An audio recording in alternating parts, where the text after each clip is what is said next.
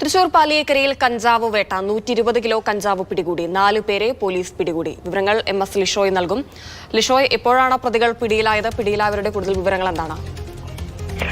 ഇന്ന് പുലർച്ചെയാണ് ഈ കഞ്ചാവ് വേട്ട നടന്നത്. തൃശൂർ പാലിയേക്കരയിൽ തൃശൂർ റൂറൽ ജില്ലാ ലഹരി വിരുദ്ധ സ്ക്വാഡ് നടത്തിയ പരിശോധനയിലാണ് ഈ കഞ്ചാവ് പിടികൂടിയത്. ചാക്കുകളിലാക്കി ഇത്തരത്തിൽ ഒഡീഷയിൽ നിന്ന് കടത്തിയ കഞ്ചാവാണ്.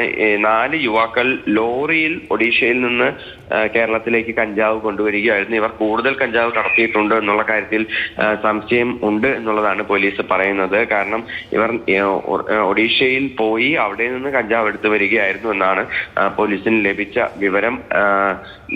4 പേരിൽ 2 പേർ എറണാകുളം സ്വദേശികളും 2 പേർ തൃശൂർ സ്വദേശികളുമാണ്. ഇവർ കേരളത്തിൽ വിൽപ്പന നടത്തുന്നതിന് വേണ്ടിയാണ് ഈ കഞ്ചാവ് കൊണ്ടുവന്നിരിക്കുന്നത്.